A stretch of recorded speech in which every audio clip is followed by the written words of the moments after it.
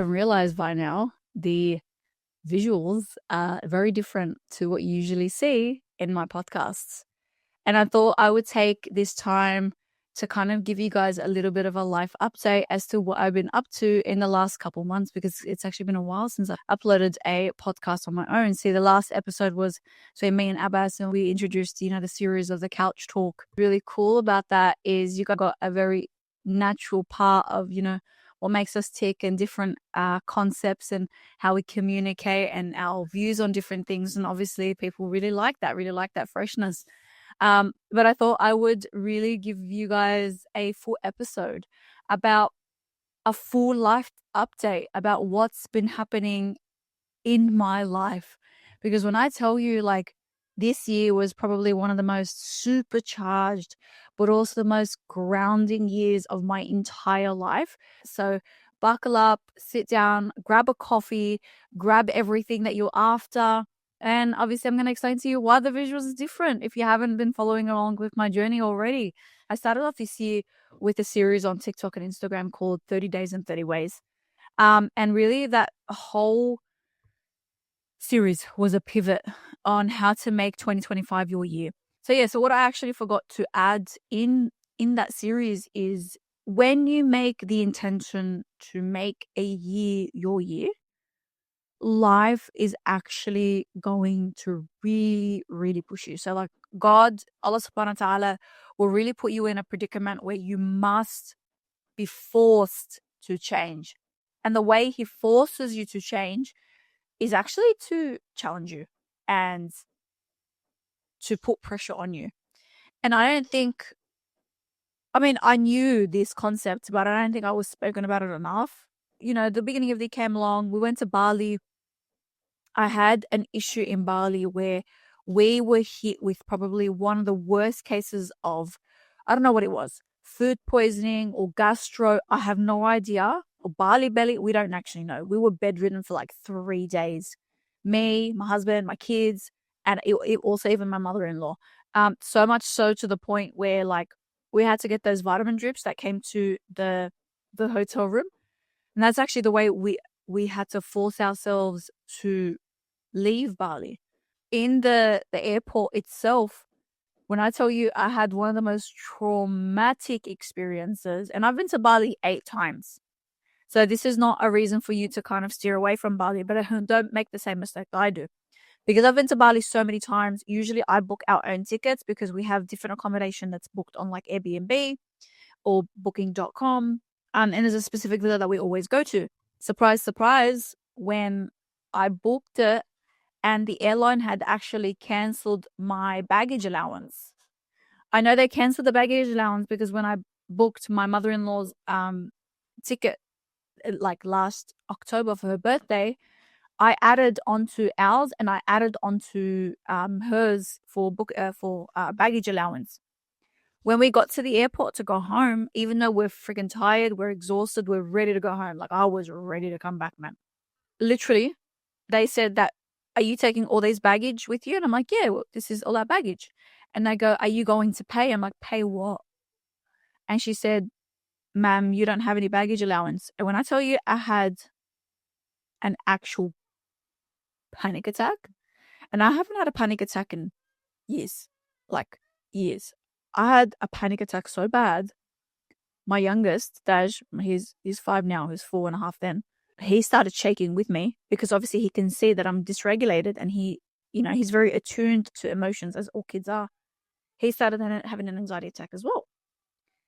That's a trauma dump on you, but hey, you wanted a life update. I'm going to give you guys a life update. To the point where I don't know how, but I ended up going to my driver, which has been my driver for like literally 10 years. It's either we pay $10,000 and get all our stuffs taken back in the airplane, or I pay maybe $1,000 and then I get it shipped out to us in Sydney. So obviously I chose the cheaper option, not realizing the backstory of how, exchange and, what do they call it? Import and export works.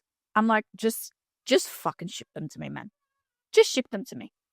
Anyway, he did order that. I organized it. And when I tell you, like, we had no clothes when I get back home. all my summer clothes were in those bags.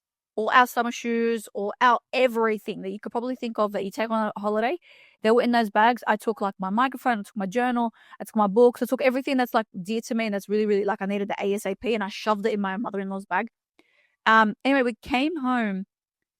And then here I am trying to like obviously organize these bags to come back. And I don't know if you guys are listening to everywhere, but Australia has really strict biosecurity rules. Really strict, to the point where your shoes have to be declared and they have to go through biosecurity cleaning, so that you don't bring any unwanted pests into Australia. They wouldn't even let me have my bags, even though I paid to ship them from Bali to here. They were in Sydney for over a month, and I still haven't had a chance to get them. To one day, like, you're supposed to get, what do they call it? A lawyer that gets your, what are they called? Your import and export. And they thought, they're like, oh, why are you shipping them? There's something wrong. Why didn't they go in the airplane? Told them the story. They didn't listen. They didn't think. Ended up having an issue with that. I arrived in Sydney on the 12th of January, or maybe the 16th of January. I didn't get them to literally 2 months later, a month and a half later-ish. And then, Ramadan came along, and along with Ramadan, the prep, the exhaustion, everything, just kind of kicks in. After Eid, 2 weeks after Eid, my mum just went for a random mammogram, just like, as all women have to go through, check your breasts, babe. She went for a random mammogram, and they found a 2-centimeter cancerous mass on her left breast. When I tell you this shocked my entire world, it actually shocked my entire world. It really put everything into perspective of everything that I knew about my mum, because I don't have any understanding about cancer and whatnot. And obviously it's your mum. It's your mum. I think what really shook me is the point that like I could possibly lose my mum. So I started kind of doing some research and understanding and asking some friends. Thank God me, my brother, and my sister, we all put money in so she can go privately so she can remove this mass. Now she is, alhamdulillah, I will rephrase this, don't worry. Given the background of my mum and my experience, I was so worried because I spent so much of my life kind of misunderstanding my mum and resenting my mum. And to kind of go through a stage where I wasn't going to have my mum. And that really worried me. I lost sleep for weeks. When I tell you, like, I was in fight and flight, I was actually in fight and flight. I don't know how I was working with clients at that time. I was dealing with that, and I was dealing with my clients, and I was dealing with everything at home. And then at that same time, my kids were acting up. They were going for a really yucky stage. Preteens, not fun, let me tell you. To the point where I remember saying to me, what if I lose my mum? And then I just burst out into tears in front of everyone. I just couldn't keep it in. And I'm a person that, I have the skills, obviously, I'm a therapist. I have the skills to kind of get through everything and kind of picture everything and really, in hindsight, put everything together and understand the coping strategies and coping skills. But I didn't rest until they finally removed that mass. And then the doctor gave her the okay and says, yep, you're cancer free. The mass didn't, spread or anything like that. And I could finally take a deep breath. But at this time, because I was in fight and flight, and because I have a background, obviously I had a very traumatic childhood, and my coping style is to go full force. Like, I don't slow down. I went full force into my work. At the beginning of last year, I started to take Fridays off of work in the clinic. So I'd work 5 days a week back then. And I started to work 6 days, almost sometimes even 7 days a week. So when I am struggling and I'm in fight and flight, I go full force into my job, my work, my home life, everything. Like, I was always running. Like, I remember eating, and I was taking my kids to like after school activities, kickboxing and dancing and Quran and whatever. And I was eating so fast, I actually choked. I had to park on the side of the road, and I had to like, what the hell did I just do? And I realized, I'm like, oh my God, like, I was actually eating in a hurry and there's no one behind me. Like, it's not like I'm speeding or like I'm pulling a high speed chase or anything like that. I was literally like just eating in a hurry. Everything was in a hurry. So my fight and flight response just kicked in, and everything went to full force. So while my coping style to kind of deal with, my mum being possibly dying, was to go full force in my job and everything. And at that time, I had bought my dream cat, which was a Maine Coon. And I'm actually gonna tear up right now. And I was so excited, and it was like imposter syndrome when I finally got this cat. I called him Leo. It was literally like a manifestation of 7 years. And he was so rare. If you know anything about Maine Coons, I'm jumping from things to things, just get there. Just obviously my mum, she was fine and dandy and everything like that, but the behavior hadn't stopped, which was the fight and flight. The wiring system just didn't stop. I didn't press stop yet. He was so rowdy. He was so silly. We used to put him on a leash in around our house. So we used to put him on a cat lead in our house. Our villa complex is it's completely secured off. We let our cats outside all the time. We have a cat enclosure that they just can't get out. We check it time and time again. They just go outside and frolic and whatnot. But we didn't let him outside. He was always just on a lead. So my son Kamal used to put him on a lead. And then kind of let him walk around the complex, and we used to take him to the beach. You would have seen old videos and photos of him, put him on a lead and walking around in the holiday park and whatnot. One day I was leaving for Pilates very early, so at 5 a.m. And I opened the door to let the other cats in because they like sleeping outside on the couch. They just like that. And I remember turning around and feeling something brush against my leg. And I was like, what was that? Must have been one of the other cats. Didn't think anything of it. Brought the other cats in, went to Pilates, came back, and then obviously we started the morning routine. And then I looked around and I was like, I trained him to come to me through this sound. I used to go, and then he knows that's we've identified that's food. He's like, oh, she's going to feed me. Did it once, did it twice. Leo, Leo, Leo, where are you? And then my son's like, oh, hold on, maybe he went outside to the backyard. And I'm like, why would he do that? I didn't let him outside. He goes, well, he's not in the house. So maybe he went into the backyard. Maybe someone left it open. There's 3 kids in the house and an adult. We don't know. Didn't find him. Couldn't find him anywhere. So I took the kids to school. I came back and I kept looking for him. I'm like, okay, so he's not in the house. He's not in the backyard. He's not in the cupboards because that's where he used to like to hide. Where can he possibly be? So I put out a little alert.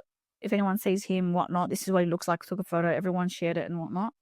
When I tell you, I looked over every single fence around our neighbors, I looked countless times. Probably about 6 times every single corner. Couldn't find anything at all. My husband came home. He's like, where is he? I'm like, I don't know. I can't find him. I had got in the car and I'd even circled the whole block. Couldn't find him. Called all the vets. Couldn't find him. And I started to get really, really worried and anxious. I'm like, oh, I got really, really anxious. I just looked over the fence that's literally directly behind our house. And that neighbor has 2 dogs, 2 guard dogs. Looked, and he's seen something in the corner. And I was like, no, that's not him. Okay. He goes, went to the next door neighbor's house, which is also a villa.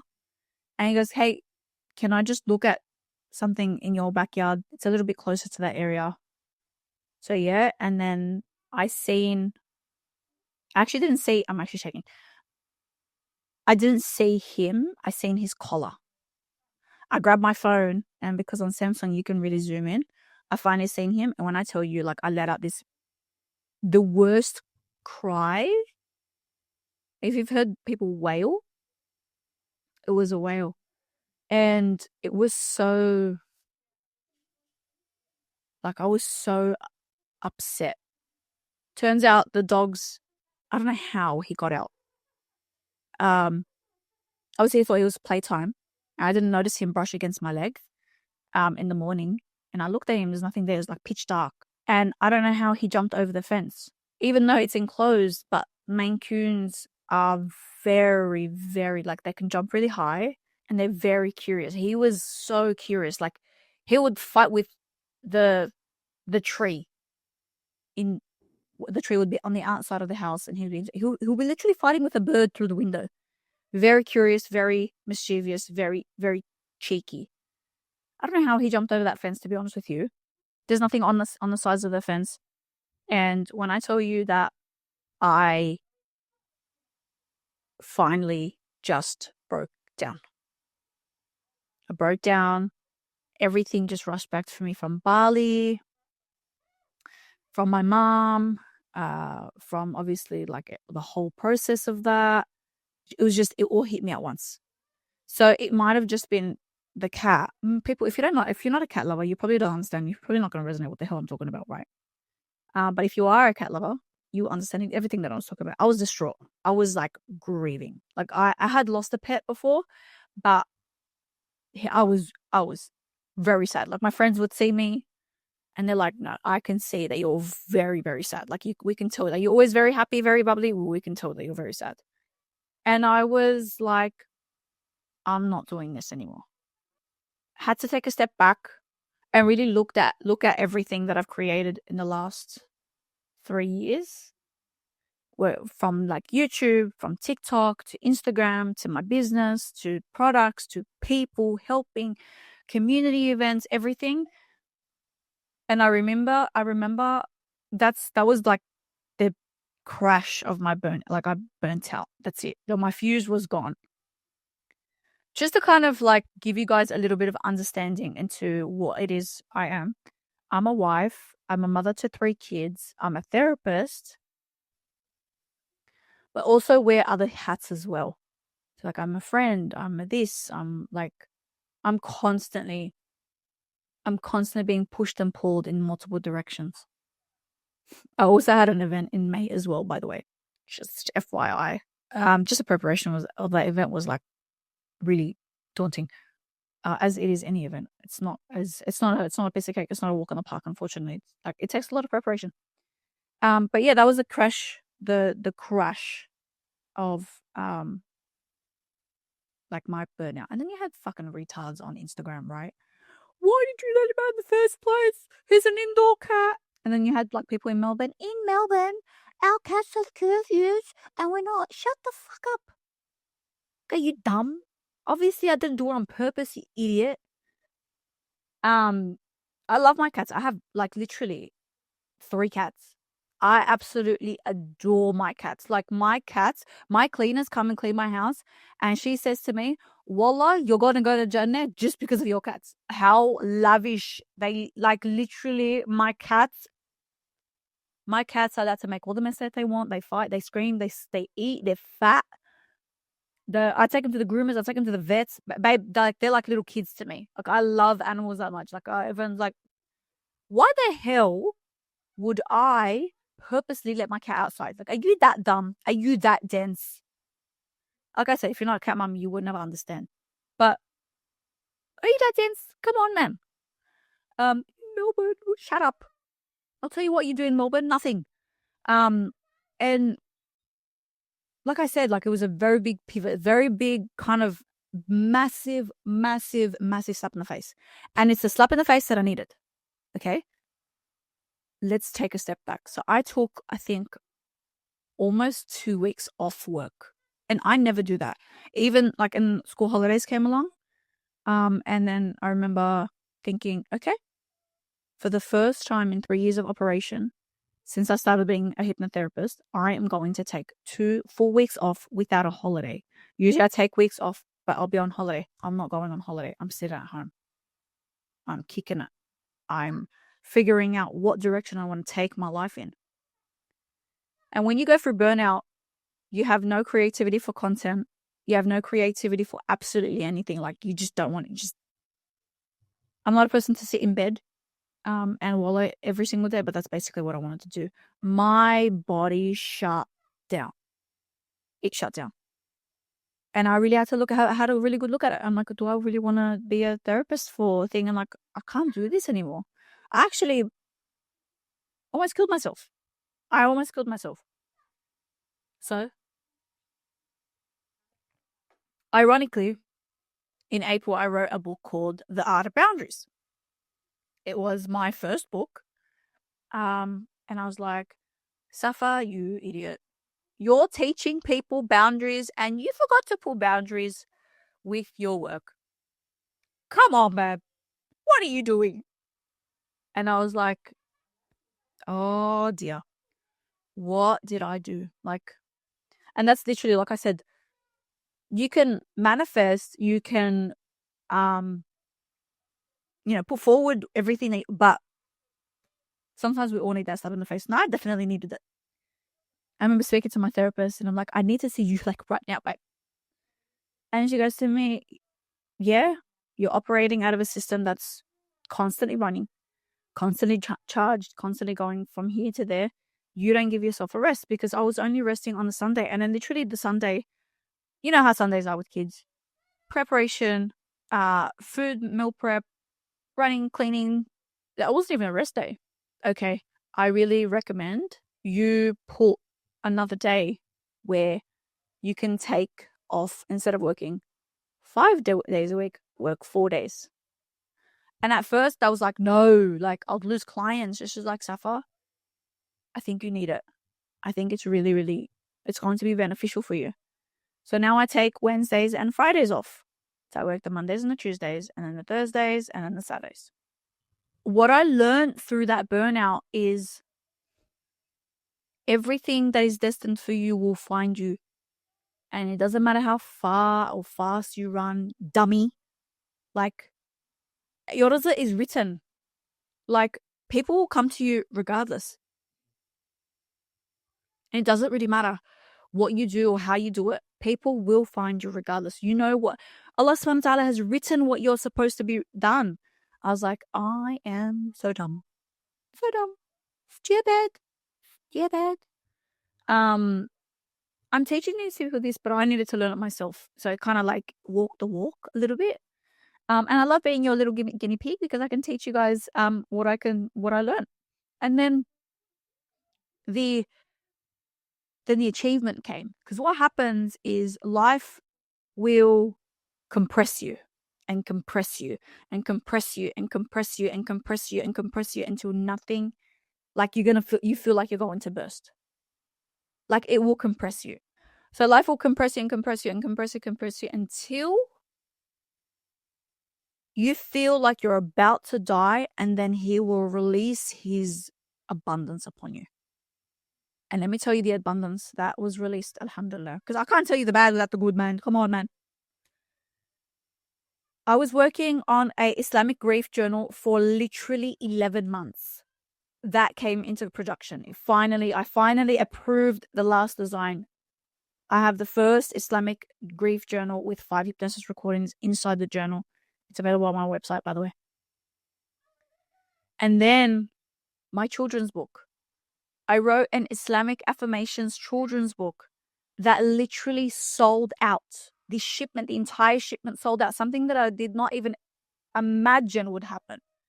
It sold out. And then back in June, after my event, I liked a space in Chester Hill, but the retarded real estate was so dodgy, he didn't give it to me. So I started to apply for different, offices and office spaces. And I found one literally down the road to my husband's office. So he's in Bankstown, and now I'm in Bankstown on Chapel Road. And then it all literally came together. Like, I've been in this office space for about a month now, or a month and a bit. And when I tell you every single thing that I struggled to deal with or struggled to think, it was worth it, because now I'm understanding the abundance and the great gratitude that Allah subhanahu wa ta'ala has to give. Because when Allah subhanahu wa ta'ala, he knows what you want, but you can't get there unless you're grateful for what you have. And the way he makes you grateful for what you have is he takes it away. Or he makes you question it, or makes you doubt it, or makes you doubt yourself, really, for you not to punish you, to redirect you. And the redirection is your purpose. And your purpose is just literally your Allah subhanahu wa ta'ala's ibad. You're his servant. And the worldly pleasures, the work, the this, the that, it all distracts you from what you're truly made to do on this earth. And when I tell you, I learned that, and I'm still learning that. But the boundaries that you must have with yourself, so that way you don't burn out. And then you getting caught up in worldly pleasures when Allah subhanahu wa ta'ala is trying to remind you, literally remind you what you're on this earth to do or what you set out to achieve. Of course, as long as what you want to achieve is aligned with your Islamic goals and beliefs, your values and beliefs. He will not rest until you learn the lesson. So here we are. This is my office. I'm located in Bankstown. It's my first brand new clinic. I no longer operate out of home anymore. So when you guys are doing the podcast from now on, it's going to be in this space. And it feels, don't get me wrong, imposter syndrome kicked in when I first got in here because in this space is like psychologists and accountants and lawyers. And I remember telling my husband, I feel like I bought a size, like I feel like I bought shoes 2 sizes too big. And he goes, it's okay, you adjust, it's normal. And I'm still adjusting. And it is cool to know where I started off and where I am today. And the challenges that I faced along the way are literally just putting me in alignment with what I'm supposed to do. And knowing that God is literally looking out for me, He knows what I deserve and He knows what I want, and He's putting it in alignment for that is so, so special. And then, like, I'm still learning along the way. Like, I'm not done yet. We taken over. I'm not done yet. I don't know what else I'm going to set out to achieve in 2026 because as I record this, I'm in like the end of October 2025. I don't know what's going to hit me. But you know what? I know no matter what, Allah subhanahu wa ta'ala will guide me through it. He'll give me the tools or somehow. And then you know what? If I struggle a bit, and you will struggle. Safa, you're going to struggle. You'll get there in the end because you're made for this. فَإِنَّ مَعَ الْعُسْرِ يُسْرًا فَإِنَّ مَعَ الْعُسْرِ يُسْرًا. With hardship comes ease. Not to, not from, not before, not after, with. With hardship comes ease. And that compression and expansion is literally just quantum physics. It is meant to happen. Everything has a mechanism in and out. Nothing stays in. Nothing can stay in. So there's my little update. I don't know if I'm leaving out anything, to be honest with you. But about 3/4 of the goals that I set out to achieve in 2025 are, I think, achieved.